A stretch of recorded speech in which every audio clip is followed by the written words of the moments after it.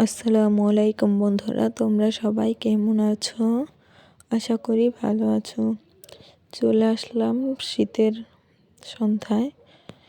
এই তো আমি একটা দেশাল মোরগ নিয়েছি। মোরগটা আমি ভালো করে বেছে ও ধুয়ে কেটে নিয়েছি। মোরগটা আমি খাল শুদ্ধ পুড়িয়ে তারপর কেটে নিয়েছি। খাল শুদ্ধ মোরগের মাংস আমার কাছে অনেক ভালো লাগে। মাংসটা আমি ভালোভাবে কেটে নিয়েছি। দেশাল মোরগের মাংসর সাথে নতুন আলু দিব আজকে। তোমাদের সাথে নতুন আলু দিয়ে দেশাল মোরগের মাংস রান্না শেয়ার করব। এই তো আমি নতুন আলুগুলো ছুলে নিয়েছি। নতুন আলুগুলো দিয়ে আজ মুরগির মাংস রান্না করব। আমার কাছে গোটা গোটা আলু দিয়ে মুরগির মাংস রান্না করলে অনেক ভালো লাগে। আর যদি হয় নতুন আলু তাহলে তো কথাই নেই। এত কথা বলতে বলতে লবণ দিয়ে দিলাম, আদা রসুন বাটা দিয়ে দিলাম, কাঁচামরিচ দিয়ে দিলাম, গরম মশলা দিয়ে দিলাম, এলাচ দারচিনি, হলুদের গুঁড়া দিয়ে দিলাম, মরিচের গুঁড়া দিয়ে দিলাম,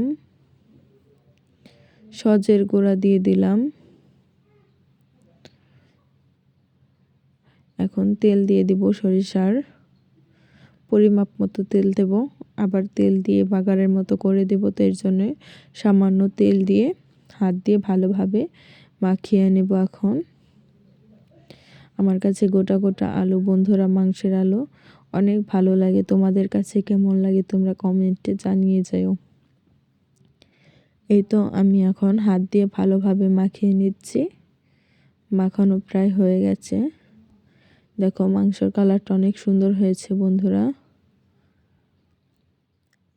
দেখে অনেক লোভনীয় মনে হচ্ছে না বন্ধুরা? তো আমার মাখানো হয়ে গেছে। আমি মাখিয়ে 10 মিনিটের মতো রেখে দিয়েছিলাম। 10 মিনিট পরে এইরকম হয়েছে। চুলায় একটা কড়াই দিয়ে দিলাম। কড়াইতে সরিষার তেল দিয়ে দিলাম পরিমাপ মতো।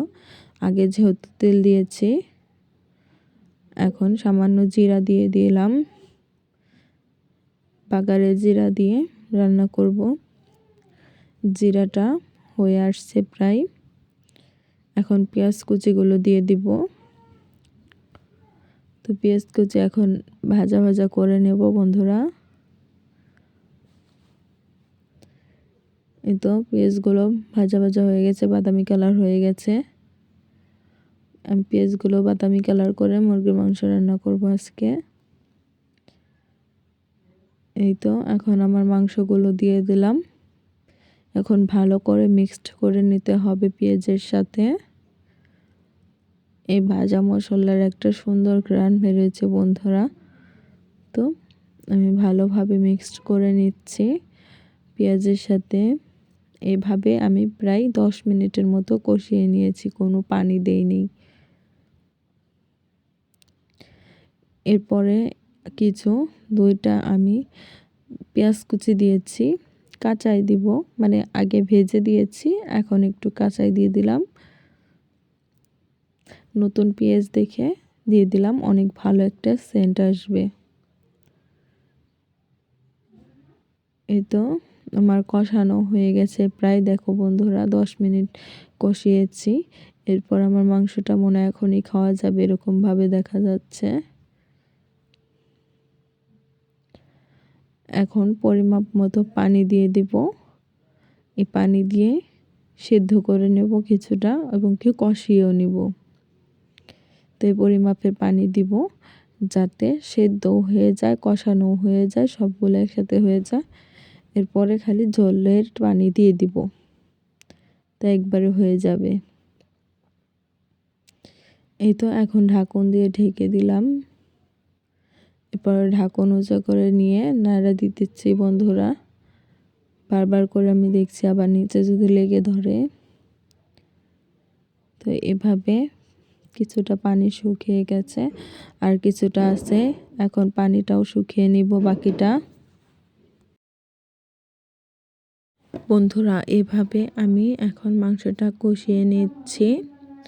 এই তো আমার মাংসটা কষানো প্রায় হয়ে গেছে। আমার ভিডিওটি ভালো লাগলে সাবস্ক্রাইব করে বন্ধুরা পাশে থাকেন। এই তো আমার মাংসটা কষানো শেষ। এখন আমি পানি দিয়ে দিব। দেখো কত সুন্দর কষানো হয়ে গেছে। এই তো আমি ঝোল দিয়ে দিলাম, ঝোলের পানি দিয়ে দিলাম। এখন ঝোলের পানি গরম করে আমি দিয়েছি, গরম পানি দিয়ে রান্না করছি। এই তো মোটামুটি বলক চলে আসছে, এরপর ফুল বলক এসে গেছে। এই তো এভাবে আমি রান্না করলাম বন্ধুরা।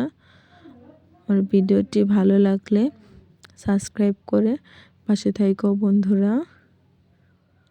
এই তো আমার মাংসটা প্রায় হয়ে গেছে। এই তো আমার মাংসটা হয়ে গেছে। আমার ভিডিওটি ভালো লাগলে সাবস্ক্রাইব করে বন্ধু হয়ে পাশে থাকো। আল্লাহ হাফেজ।